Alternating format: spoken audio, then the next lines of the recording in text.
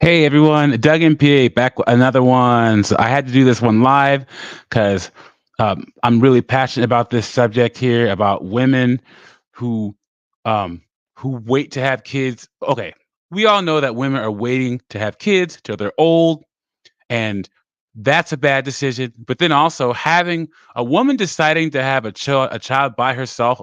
I did a live with Naomi about single mothers by choice. That's the most selfish thing a woman can do.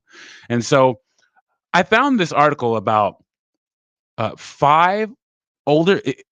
It's from Toronto Life in Canada, which makes it even worse because we all know that Canada is a male bashing wasteland. Canada and Australia are probably the worst two Western countries when it comes to male bashing misandry. So this article, let me bring it up real quick. It is called. One second. It is called Midlife Moms Club, and it says five older moms describe why they waited, how they conceived, and what it's like to have kids in your 40s. Make sure to like this stream and subscribe to the channel. I really appreciate it. It shows you support me and what I'm doing over here. Reiji Gamer, good to see you in here as always. He says, short answer. Um, be, so I put, you know, let's talk about five women, five older moms on the thumbnail. So he says, short answer, because they're stupid. Who wants to raise children in their 40s to 60s, especially if it's their first child? That is the $1 million question, Reggie Gamer. The $1 million question. So I'm gonna get into this. This is in 2015, so you know it's even worse now. It says five older moms describe why they waited, how they conceived, and what it's like to have kids. It says last November, a 56-year-old Toronto lawyer gave birth. 56 years old. We're starting off with a banger, guys. A 56-year-old Toronto lawyer gave birth to a healthy boy. She used a donor egg and donor sperm, and it cost her $48,500. I wonder what that is adjusted for inflation in 2023 dollars. It's probably double.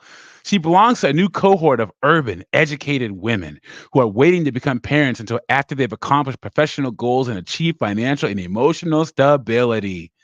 The number of new Canadian moms aged 40 to 44 increased by almost 75% between 2000 and 2011. Guys, and this is back in 2015. I might have to do a video and research what it is now. That has a lot to do with downright futuristic fertility science. That's true, which includes dramatically improved egg and embryo freezing technology, cutting edge procedures like implantation genetic screening, and more surrogacy brokers to match wannabe parents with available wombs. It just sounds like a science fiction movie. The numbers are poised to spike even higher now that Ontario is covering one cycle of IVF for women up to age 43. But getting pregnant over the age of 40 can be fraught with medical and moral complications. You could tell this article's old now because you wouldn't even be able to put that in an article nowadays. You can't paint IVF or anything as anything bad. That's on the women's feelings, so it's off limits list. It says older moms have much greater health risks. It's tough to chase a toddler with arthritic knees. Yes, it is. And there's the unnerving possibility that their child might lose a parent before reaching adulthood. What does it feel like to be one of those moms? Five women tell their stories. Put in the chat what you think about. What would you think? Looking forward. The first woman was 56 years old. What would possibly possess this woman to do something like that? 56 years old. And then, of course, they didn't say I wonder if the child had uh, had birth defect. Well, they used probably a younger woman's egg, probably, but still, birth defects and all that stuff. Oof. Let's hear the story about Trudy Perot, a rehabilitation consultant. Guys, what is that? So this is her right here. Hmm. But what is a rehabilitation consultant? Okay. 'Cause I always knew I was gonna have kids, but I thought everything had to be perfectly in place first. During my 20s, I studied psychology, first red flag. at Western and eventually decided worked as a therapist in the UK. Second red flag. I stay away from female therapists. Stay away. By my mid 30s, I was back in Toronto and ready to settle down. But where was the guy? I had a serious relationship at university then and dated here and there, nothing long term. When I was 36, I was diagnosed with grade 1, stage 1 synchronous ovarian and uterine cancer, which means it appeared in my ovary and uterus at the same time. But that's a tongue twister. That kind of cancer has a better prognosis than when one spreads to the other. But I needed a total abdominal hysterectomy. They were going to take everything, even the layer of fat that ran along my tummy, the only upside. I would never be able to give birth to a child. I got the news on February 15th, 2008. The next day, I was in the oncologist's office and booking my surgery for 2 weeks later. I was devastated. It sounds awful, but I didn't care if the cancer was going to kill me. If I couldn't have kids, I thought I'd rather die. Later that day, I called a bunch of fertility clinics, scrambling to figure out if I had any options. I was able to book an appointment at the Create Clinic on Bay Street for the next morning. I explained I was getting the kit and caboodle out in 13 days and wanted to freeze as many eggs as possible. The fertility doctor told me that the egg harvesting process takes 10 to 12 days and must begin on day 3 of the menstrual cycle. All the science fiction. And women would rather do this than find a man to be with. She did a blood test and miraculously I was on day 3. It seemed like a miracle. If I began treatment that very day, we could potentially harvest some eggs right away before my hysterectomy. I'd have only one shot and I decided within a matter of hours. I spent the rest of the afternoon talking it over with my mom, who probably gave her horrible advice because a lot of times that's what moms do. But really, my mind was made up. I was going to do whatever I could to have a baby. It was hard for my family. All they wanted was for me to survive, but they supported my decision. I knew that I wanted to wake up from that hysterectomy with the chance of having a biological child. And here's the thing about that, guys. It's easy for women to say, "Oh, I'm childless and I want to stay that way," while they still have their working parts and they still have eggs. But the game changes when that option is taken away from you. Okay, most women, even if they didn't want kids, will cry and yell and scream if that option is taken away from them. Ask most women. I guarantee. In fact, I should look at a study about this. Ask most women if they would get a hysterectomy when they were 25. And they say, no, of course not. I want to have the option because it makes me feel better about saying no because I'm choosing to say no. Yeah. I got to look into that. It says, I spent the next 12 days preparing for the hormone injections necessary to extract my eggs. I was dealing with terrible anxiety about my upcoming surgery and not knowing how far the cancer had spread. At the same time, I had to start thinking about sperm. Embryos are hardier and easier to thaw than eggs that haven't been fertilized, and the transfer success rate is higher. The nurses walked me through the process and they helped me to pick a donor who had similar coloring to me. Similar coloring? So he was white? Okay. I don't have a problem with that.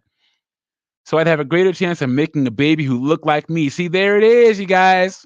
That's why I never understood women who are like, oh, yeah, you know, if I want to have a baby later on, I'll just adopt.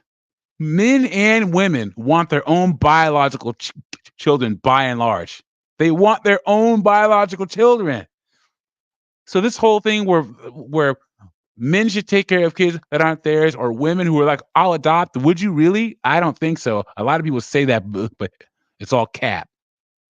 It says, uh, uh, he was university educated and had a clean medical history. When I went in for my life-saving hysterectomy, I knew I would have 5 frozen embryos ready and waiting. The surgery went well, and 3 weeks later, the pathology reports were clear. No further treatment was required.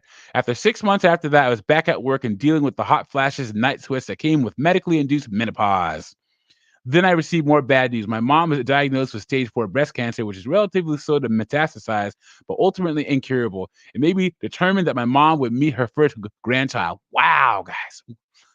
Talk about a Lemony Snicket's uh what's that? Uh list of unfortunate events or whatever. Yikes. Surrogacy in Canada is complicated and expensive. You can't legally pay someone to carry your child, but you can agree to cover their bills and expenses. See, that's why the good old USA, you could just pay someone for surrogacy. I think last I checked, it was like 60 grand or something like that. So I even know a woman who found a surrogate on Kijiji. I went through an agency and connected with a woman from out of town. She already had 2 of her own kids and had been a surrogate before. That eased my mind. It ended up being a good thing that she lived a few hours away. Otherwise, I had been tempted to drive by her house every night to check up on her. It's hard to relinquish control over something so important. Between the legal, medical, and agency fees and the surrogate's costs, it ended up running me $70,000, guys. $70,000. And she isn't talking about the the um the the cost of freezing her eggs, the cost of the egg retrieval. So she's probably over $100,000, probably, at least. And women don't carry money like that. So she's in debt for this. My daughter Liv was supposed to be born via C-section on a Tuesday in March of 2012. The surrogate called me on the Sunday before to say her water had broken. My brother drove me to the hospital in record time. When I charged into the maternity ward, I saw a group of nurses cooing over a baby at their station. One of them asked, "Is your name Chudy?" The surrogate had told them to bring my baby out and wait for me to arrive. All I could say over and over was, "Are you sure? Are you sure she's mine?" I knew that once I held her, I could never let her go. And then I looked down at her for the first time. All I could think was, she looks just like me. Why do people do that with babies? That's one of the biggest caps in society where you can look at, because first off, babies look like aliens when they're first born. Okay. And they're like, oh, he looks just like you. Does he really though? Does she? That's, it's all about the sentiment, you know? It says, I was thrilled to see my mom hold her granddaughter, and she's been helping me raise her ever since. Um, Liv is a wonderful kid, healthy and happy. Her energy is nonstop, which keeps me very busy. I'm working as a rehabilitation consultant for an insurance company. Being a single mom is overwhelming sometimes, but my family helps me cope. There it is, guys. These women make these decisions, and their family and the people around them have to pay for it. Ugh. So Reggie Gamers in the chat, and then AJ just showed up. Good to see you. What's going on? He says, don't forget about the genetic testing. They cost another 10K. Wow. Oof. So, and then Reggie says, wait, so it wasn't her biological kid. Why not adopt the baby at that point? Yeah, it's true. Because so now the question is, what do I do with the remaining embryos? They're frozen in time. I pay a fee every year. I pay a fee every year to keep them in storage, and who knows? Maybe one day I'll have a surrogate carry another child. But that would just be a bonus. I've already got the baby I wanted so badly. And here's what it is. Women feel entitled to get what they want when they want to do it, no matter the cost. And I guarantee you she's in debt. And if this girl, if if you ask this girl out and want to be with this woman, you got to deal with being a stepdad and paying off some of that debt. Guys, no single mothers ever. Don't do it. Next story. Ukiah Asabia Blair, a nonprofit executive. Guys, these women in their titles. So the first one was a rehabilitation consultant, and this one's a nonprofit executive. She says, my mother was the leader of my family. First red flag right there. We already know that this is going to be a disaster. Everything revolved around her. She had 6 of her own children, a single mother of 6. But there's always at least 2 or 3 other kids, her nephews, some godchildren who she cared for in our home in Jamaica. Because of her, the idea of raising a child that you didn't give birth to was always a familiar concept to me, and it ultimately fueled my decision to adopt my daughter. Oh, so she adopted her daughter. Okay. My family moved to Toronto when I was 18 years old. I studied hospitality and tourism management at Ryerson because, of course, that's the type of degree that a woman would get. But even while I had jobs in the food service industry, my true love was for my volunteer work, youth training, tutoring, and breakfast programs. Eventually, I decided I wanted to make this my full-time vocation. Today, I'm the CEO at the Massey Center for Women. We work with young and marginalized pregnant girls and teen mothers. It's exciting, rewarding, and purposeful, guys. Oh, I'm sure it is. Helping all these baby mamas deal with their baby mama freaking issues and drama. Said the work always consumed me. I had a 7-year relationship that ended when I was 34, but even then I was always married to my job. I knew I was having an impact. I've worked closely with more than 200 kids during my career, and many are still in touch. My maternal instincts were satisfied. And as I reached 40, though, I decided I wanted a daughter of my own. In my experience, kids tend to bond with the parent of the same sex, and I knew I was going to be a single mom. Oh my God, you guys, these single mothers by choice I can't wrap my head around it. I did a whole show with Naomi on, and I still can't wrap my head around women that would choose to put themselves in this situation, especially with all the rhetoric of of like if you choose to be a single mom, you're choosing to be single for the rest of your life. We know how tough single mothers have it in society. This, there are more single mothers in poverty, but these women choose it anyway. Through my work, I was acutely aware of how many children in our city needed a good home, so adoption was the obvious answer. After having helped so many, I believed I had a lot to offer. My parents and I bought a house together. We knew I'd struggle to manage on my own, and this was my child. And this way, my child would be surrounded by relatives, not only her grandparents, but also uncles, aunts, and cousins who would be constantly running through the house. A big, powerful family. I had to take a few vacation days just to complete the 60-page application to the Children's Aid Society of Toronto. It's an intense process. The questions cover everything. How were you raised? Who will take care of your child if something happens to you? Why do you think you have what it takes to become a good parent? And by the way, why are you really doing this in the first place? Then there were the mandatory workshops I attended and the home visits from my assigned caseworker, and then the waiting for a good match, and then feeling the rejection and disappointment when another person or couple is chosen over you. That went on for 2 years. 2 years. It was April 25th of 2002 when I got the call at work that I was going to be a mom to Nikemke, a little girl who was almost 2 years old. I was 43. 43 years old. She decided to adopt a child. I cried and laughed and cheered. The process of meeting her was incredible. I walked through the front door of the foster home and said, hello. Nikemke just reached up and grabbed my finger, walked me into the living room and over to the couch, and crawled up into my lap for a cuddle. I think she was just waiting to be the sole focus of someone's love and attention. I was all hers and she was all mine. It was a beautiful moment. Don't let anyone ever tell you that there isn't magic in adoption. I didn't deliver her, but I fell in love with her instantly. 6 weeks later, Nyaminke, I'm gonna say moved in with me and my parents. Everyone in my family embraced her. Sadly, both of my parents fell ill and died a few years later. After that, my older sister came up from Jamaica and she continued to live with me and my daughter until 2008.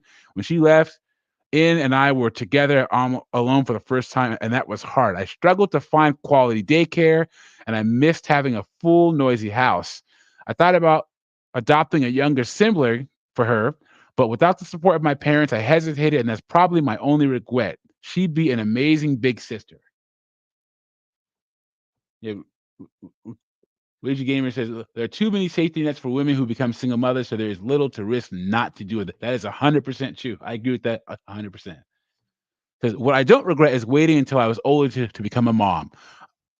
I was better equipped in my 40s than I was in my 20s, no doubt. Maturity and experience go a long way. The girls I work with have a tough road ahead of them. They're worrying about where they'll live with their baby and how they'll finish high school. I had education, experience, financial stability, and a supportive family on my side before I was a mom. There's no way I could have done it without those things in place. But what's part about it is it's not your family's responsibility to take care of a child that you brought into your situation. And too many women they don't think about that. Oh yeah, my family. Well, do they know that? Do they know that you want to make this decision? Did any of them disapprove and you chose not to listen to them anyway? Because I think that this it takes a village to raise a child, but you should be perfectly within your rights if your sister or a girl says, help me with this child that I brought into the world when I'm older. I chose to do by myself. You should be able to say no. Say no. Don't pick up the phone. Don't pick it up. So there's a folder with all the adoption paperwork in my room, and In knows where it is, so she can look at it whenever she wants. I've always been open about her roots. We've been in touch with the birth family. That's a mistake. And In has met her biological mother and grandmother a few times. She knows what they all look like and what traits she carries. Recently, When she was having some challenges at school, I called the birth grandmother and asked if the biological mother was drinking during her pregnancy. I wonder how that conversation went. It wasn't about casting blame, it was about getting information. The birth mom was 16 at the time and probably didn't even know she was pregnant for the first few months. Well, that's giving her the benefit of the doubt, isn't it? The birth grandmother said she didn't know because when her daughter was pregnant, she was living at the Massey Center. What? She was living in a home when she was pregnant? I was shocked. Inn's birth mom had been a client of ours, living there just a few years before I came and took over. When I told In, she immediately asked, "Which room was I in? Where did I live when I was a baby?" She wanted to see it. It was another piece of the puzzle that is her early life story. We've recently lost touch with the birth family, but maybe that'll change one day. I've done my part. I've opened the door. She always says to me, "Mom, I'm okay. I'm glad I was adopted." Maybe she's saying it for my benefit, but she's a thoughtful, introspective kid, so I believe her. I'm an older mom and I won't be here forever. At some point, she may try to reconnect with her other family, and that's fine with me. I just want her to be happy. Aw, guys, I told you, no single mothers. And if you're a man, there's certain states, there's certain countries on the African continent where if your wife can't have children, you can take another wife. I think it's perfectly fine. If you're a guy who wants to have kids and your wife can't have kids, leave her and find another wife. I know it's a hot take, but you need to have kids that are genetically connected to you guys. You know, I have a good friend of mine whose wife's parts didn't work, so they adopted a child. And not only that, not only was he a simp for doing that, but his wife hyphenated the child's last name to have her last name and his last name. I was like, bro, come on. Ugh. It says, so this is Monica Schnare, model, actor, and entrepreneur. Red flag, and red flag. So this is her right here. It says, I could have never been a mom in my 20s. I was an actor living in LA and I had zero financial security. I also didn't have the focus for motherhood. Looking back, I think I was selfish and lazy. Oh, there we go. You know, self-reflection is a good thing. At least she realizes it. By the time I was 33, I was ready to start thinking about having kids, but I'd recently broke up with my long-term boyfriend. I was anxious about protecting my fertility, so I went to a clinic to investigate freezing eggs. I decided against it at the time, but reconsidered 3 years later when I met my future husband. Story, a realtor with Sotheby's who's 6 years younger than me. What?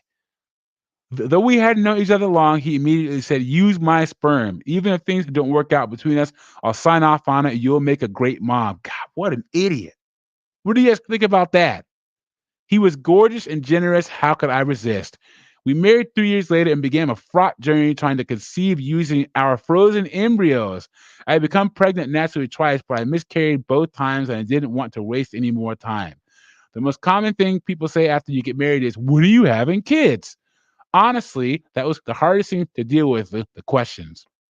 I was also injecting my stomach with hormones and driving 4 hours back and forth every day from my home in Muskoka to the clinic for blood work. The IVF process is very unsexy, very clinical, and it sucks all the joy out of making a baby. But we thought, if this is what it takes, we'll endure it. Unfortunately, none of the transfers stuck. 2 years later, I was 41 and out of frozen embryos.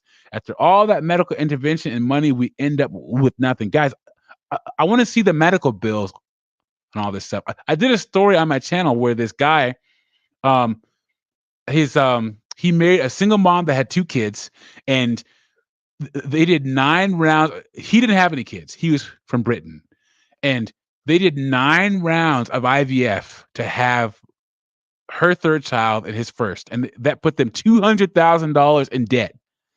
So he started robbing banks to pay off that debt. He got caught and went to prison for 6 years, and then he got deported back to Great Britain. Isn't that crazy? So check it out on my channel. It's a good story. He has to be simp of the century. It says, over the next few months, I found that the IVF had wreaked havoc on my thyroid, which was preventing me from conceiving. I addressed the issue by taking iodine drops, and 6 weeks later discovered I was pregnant without any medical assistance. I gave birth to my son Bodie, 2 weeks shy of my 43rd birthday, you guys. So she's 42. I'd hoped to have a natural childbirth with water and candles in India, but at 42 weeks, I was already 14 days overdue. We called the doctor and she scolded my midwife for letting me go that long. They usually induce at 40 weeks for older moms. The doctor discovered that the umbilical cord was wrapped around Bodhi's neck, so I had to have a C-section. It was disappointing, but all things considered, Story and I were over the moon. In those early months, I fell into the baby vortex. My brain was just on a nonstop cycle. Did he poop? Did he pee? Did he eat? Did he sleep? They tell you motherhood is selfless and beautiful, but it's exhausting. It's tough to get yourself back, which is why I think it's so hard on marriages in the first few months. You abandon your partner. I think that it should be illegal to get a divorce during the first year after a baby is born. Good idea. Because although it's incredibly stressful, it does get better. And we guys all know that when a kid is born and you're a man, the woman comes first, kids come second, then the dog, and then you. And she just proved it right here. When I take Bodhi to playgrounds in Muskoka, I'm always the oldest mom, but when we hang out with friends in the city, I'm not alone. There are plenty of mothers in their 40s with toddlers. In fact, almost everyone I know these days had their kids after 35. There are pluses to having a baby when you're young, especially because your body bounces back. But there's a wonderful sense of calm about being a mother in your 40s. I've done everything I wanted to do. I've traveled, I've worked, I've lived in different cities. I have no regrets. I don't ever look at other women and think I wish I could have done that. And now I've become the most efficient version of myself. I get much more done in a day because maybe it's because I have no other choice. Bodhi needs me. He has to eat. He has to have clean clothes. He has to exercise, and I have to work. So there's just no other option. I feel a bit like Superwoman, and it feels good. I'm proud of that. My mom was 39 when she had me, so maybe that's why I've never been worried about being an old mom. The hardest thing for me is to be the oldest mom at Bodhi's high school graduation. I'll take it. Who cares? I do think about my own mortality and not being there for my child. I've considered the fact that I might not be around after Bodhi is 40, but I hope to defy the odds. Story and I haven't ruled out having another baby. My midwife has been supportive. She recently pointed out that the same risks were there when Bodhi was conceived. I was already over 40 and I have had such a great outcome. The truth is, I just haven't gotten pregnant again. But if Bodhi's all we have, we still got really lucky. I want to see medical bill receipts and like this goes to show you baby fever is a real thing. All these women who are young and are like, I'm never having children. Yeah, wait till you hit 35. You're gonna be on a list just like this, and you're gonna be sticking shots into your stomach of hormones, and the doctors are gonna be putting flashlights up there looking for whatever eggs you have left. And just all the cap on these shows about women saying, I don't want kids. Yeah, you do. This is Samantha Kemp Jackson. Red flag number one, a hyphenated last name. Red flag number two, a PR consultant. Guys, don't ever let a wife of yours hyphenate their last name. That's one of the biggest simp moves you could possibly pull. Is not having your wife to take your last name. What's the point? I require it. If I start getting serious with a girl, I say, "Would you change your last name if you got married?" And if she says no, she's recreational use only. I got pregnant for the first time at 19. My parents were highly educated people, and they were disappointed and concerned for me and my baby. Of course, they should have been. The father was my boyfriend of a few years, and he ended up having minimal involvement. Good job, bud. Good job. Um, when Tasha was little, Tasha, is that Tasha? Us black people and these names, man. Holy crap. Was little. I felt incredibly driven to do something with my life to prove that things were going to be okay. I moved back in with my parents, because of course you did, because your parents have to raise the child while you're going to school and working. And with their support and excellent daycare, an excellent daycare, I went on to get a degree in of course, in sociology and English literature from University.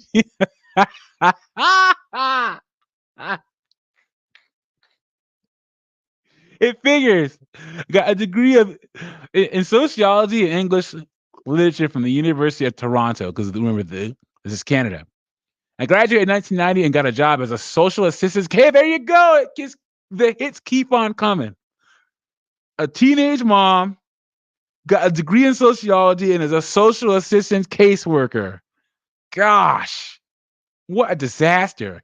When Tasha started school, we moved out on our own. I continued to do casework for 9 years. I found it challenging and often depressing, but I was being paid well for my age and I had a child to support. A few years later, as I decided to switch careers.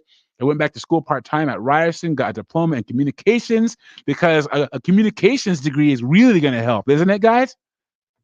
It says so many stories only focus on the positive. There are more negative stories than positive, yet nobody talks about. That is 100% true. She said, I met my husband, Rick, a software developer, through a friend of a friend in 1993. We married in 1999 and decided to have another child. I had a fairly easy pregnancy and I gave birth to our daughter Miranda when I was 37. By this time, Tasha was no longer living at home. Rick and I talked about trying for one more child, but nothing happened. I figured that was it. I was 42 when I became pregnant for the third time. It was exciting and scary all at once. When we went for the first ultrasound, we discovered another surprise.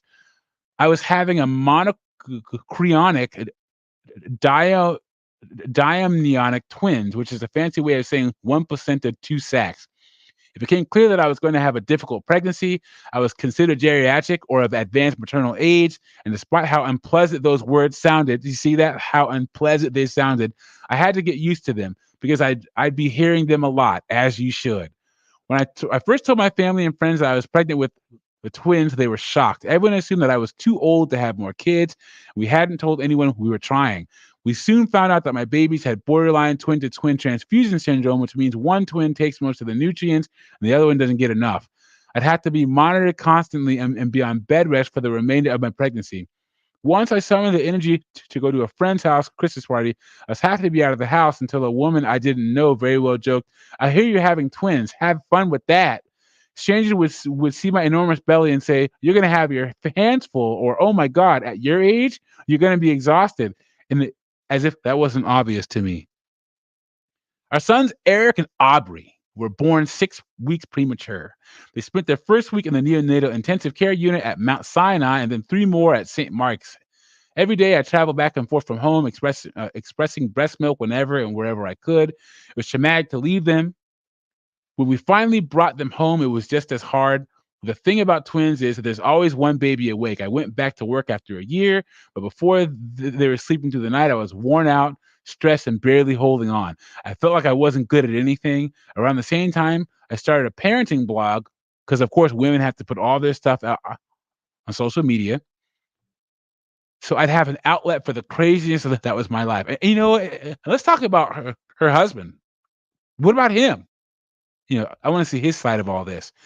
After a year back on the job at the PR agency with 2 babies at home and zero sleep, I realized I couldn't do it all and decided to quit my job. There it is, guys. There it is. When children are born, women value the kids first. That's why women in law, women in STEM, when a child is born, forget about it.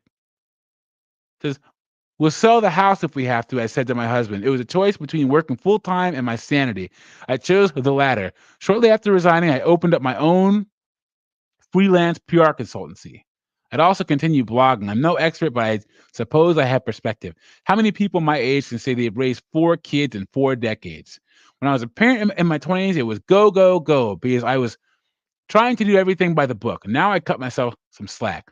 Otherwise, I feel pretty much the same as I did when I was 19. Yeah, You're in your 40s with twins. Even though I'm perimenopausal and I have small, rambunctious kids. Taja is getting married next year, and I might be a grandma soon. But when I go out for drinks with her, the bartender often mistakes me for one of her friends, and that feels pretty good. So this is them right here. And I get where she had twins in her 40s. Twins. Gosh, these women. Janine Hershenhorn, her 6-year-old son. She's a stay-at-home mom. My husband David and I moved in together soon after we met in 1988. We bought a house in Leaside 10 years later and got married in 2001 when I was in my mid-30s. I had a great job. I was in charge of the window displays at a Canadian retail line, and David was working in the restaurant industry. We traveled twice a year to Turks and Caicos, went on ski trips, ate out a few times a week. After the wedding, we decided to start trying to have a baby. But nothing happened for years. No miscarriages, no false alarms, nothing. We saw doctors and fertility specialists, but there were no medical reason why we weren't conceiving. When I turned 40, my sister-in-law, who's a fertility nurse, gently asked me if I wanted to explore IVF. I decided against it. If I was meant to have a baby, I'd have a baby. She's probably one of those, if God meant it to happen, it's going to happen because God says. There have been a few times over the years when I had broken down with my frustration over my inability to get pregnant, but they'd pass. I knew we were going to be okay. At that point, I decided to switch careers and get my real estate license, which kept me busy. 2 years later, my best friend had a baby. I was thrilled for her, but it hurt. I realized how much I wanted to have kids. Soon after my dad was diagnosed with liver cancer, I was especially close to him, and the news was devastating. My life revolved around taking my dad to his oncologist and to chemo, and my husband was working late hours. We didn't have sex for 6 or 7 months, you guys. Yikes.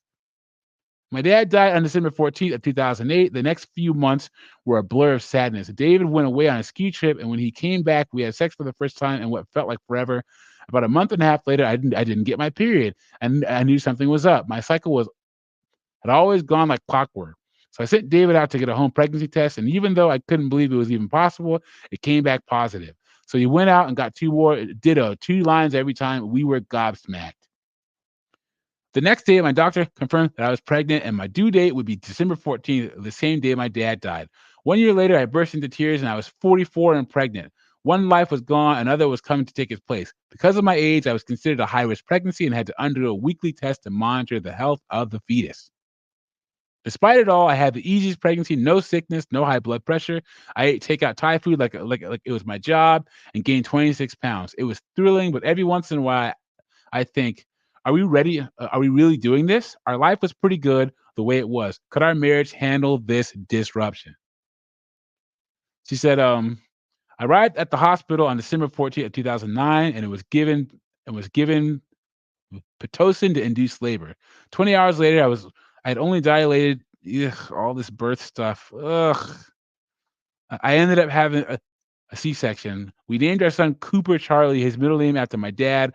Honestly, I remember looking at this little thing beside me and saying, can I change my mind? I wasn't sure I was up to the task. And I'm pretty sure a lot of women feel that way after the baby finally slides out. Because, okay, guys, let me know what you think about this. A lot of women, they will say they want to get married, but they want the wedding and don't really want to be a wife. I wonder how many women say they want to have kids to go through the pregnancy and actually push out the child, but then don't really want to be a mom and then just suffer through it. I have to look that up and maybe do a video on it. Tell me what you guys think. Cooper weighed 5 pounds, 15 ounces at birth, and he lost 10 ounces in the first 24 hours. We were in the hospital for 5 days, and I couldn't get him to latch. Latch means, like breastfeeding. I attended classes and consulted a lactation expert. I even went out and bought a $500 pump system, but I just wasn't producing milk. It was awful. It's because you're 44 years old. That's why. You got dried up eggs, apparently dried up chesticles too, I guess. After a day or two, a nurse finally intervened. Don't let those breastfeeding fanatics make you crazy. She said, I'm getting you some formula because your baby is losing weight and this is stupid. And guys, one of the greatest things to ever happen for women is baby formula. Because before that, women had to stay inside and breastfeed the children. And then baby formula freed them up from all that. And baby formula was invented by men, of course. When I was first told I was pregnant, I didn't hear one negative word or judgment statement about having a child at my age. But when people found out that I wasn't breastfeeding, they acted like I was a monster. The guilt about not being able to feed Cooper in those initial days made me want to be a super mom in every other way possible. I wouldn't even let my husband change a diaper for the first year of Cooper's life. Man, it sounds good to me. Cooper was also an awful sleeper for the first 2 years. He woke up every 2 hours. I'm an insomniac already, so I just didn't sleep. It got to a point where I thought I was losing my mind. I didn't suffer postpartum depression, but sleep deprivation is its own hell. I quit my real estate job. So this is another woman who quit her job when the child came. I quit my real estate job after my maternity leave was up. I didn't have a kid at this stage of my life to put him in daycare all day and only spend a few hours together at night. I wanted to be there to see him do all his firsts. Maybe it's because I'm older and I've had a couple of careers that I was okay to sacrifice things so I could stay at home. No more twice yearly beach vacations, for instance. We're lucky that we could make this choice. I've been mistaken for Cooper's grandma a few times. Guys, uh, that's smarts. Just recently, when I stopped by his school, he blurted out in front of the classes, "Mommy, did you know that you're the oldest out of all the mommies?" Ha! Kids are so savage, aren't they? They're savage. Ha! Most of his friends and classmates have parents in their 30s or early 40s. So yeah, I'm always the oldest mom, but I don't care. People often say he must keep you young. And it's true, he does. I get to reread my favorite child books and watch TV and play games at a time in my life when I'm more relaxed and patient. The hardest thing is my lack of energy because you're an old woman. That's why. I'm constantly aware of it, especially with an active little boy. When he goes to bed, I go to bed. In fact, we co sleep, which horrifies my mother. Ew. But it works for us. My husband often comes in late, so I'll fall asleep with Cooper in our room. And when David comes home, I'll move into Cooper's bed and leave the boys in ours. David snores, which drives me crazy, and the kid punches and kicks in his sleep. Plus, we have an 85-pound golden doodle and two cats who are also trying to share the bed. White people and sleeping with their pets, man. Yuck. Ugh. Guys, in the chat, have you ever dated a woman who has a dog that sleeps in her bed and you go back to her house to get it on and the dog keeps trying to get in the bed? I've had that happen before, guys. This girl I was messing around with had a black lab, and that dog was so used to sleeping on the bed. And when I'd come over, we get down, she would have, because he had a bed in the room. So she'd tell him to sit in his bed in the room, and he'd be like yipping the whole time. And I'm like, can you just put the dog outside? Like, I can't focus on the business because your dog's in the same room. Your dog is trying to. No, man, come on. It says, it's nuts, but I wouldn't change a thing. So that's all 5 of them. Guys, I'm gonna say it again. Women who choose to be single mothers are the most selfish people on the planet. That's a scumbag thing to do. Okay. Um. Yeah, but Cowboy, he says, full disclosure, I used to let my dog sleep in my bed with me occasionally, but first off, like you said occasionally. Second off, like, here's the thing: dogs aren't a deterrent for men dating, but they are a deterrent for women dating because women buy dogs to as a cope for them not wanting to do what's necessary to find a man. Okay. And then women give the nurturing energy that they should be giving to a man to their dog. That's the difference between you having a dog and a woman having a dog. So, anyway, IVF, some stats. If you freeze an egg, there's only an 8% chance of that egg, uh, even after it's fertilized, leading to a birth. 8% chance. It's crazy. And then let's talk about embryos. There are hundreds of thousands. So embryo is a fertilized egg, and they usually fertilize multiple eggs. So you have multiple embryos, right? There are hundreds of thousands of leftover embryos just sitting there after after the couple has had a child. What are they going to do with those? Are those all people? Would Christians call them souls? I might do a video on that because I found a really good news report on that. Yeah. And then when you hit 30, 90% of a woman's eggs are gone. And if you hit 40, you have a less than 10% chance of getting pregnant. And then I think it's like a 7% chance of actually, the pregnancy coming to term. So why these women wait till their 40s to have children is beyond me, dude.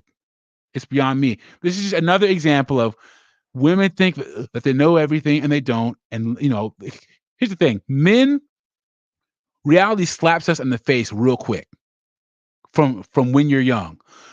It's just now that women are having these blatant realities where their choices are punishing them. If you choose to wait to have a child, you will be punished, ladies. Okay. And then I said it before, I'll say it again. The consequences of being a single mom, dude. If you have, if you choose to be a single mom, if you choose to get pregnant in your 30s and 40s, you have resigned yourself to being single for the rest of your life. Stepdaddy season is over. There's too much literature and too many YouTube channels and too much media finally going out to these guys saying, don't be simp stepdaddies, dude. Don't raise a kid that's not yours. Don't do it. So I'm gonna wrap this up. That was all five. Put in the comments what you think was the worst one, the worst scenario. Um, Thanks, MGTOW Cowboy, for being here. Ragey Gamer, AJ, I really appreciate it. I will catch you guys on the next one. See you later.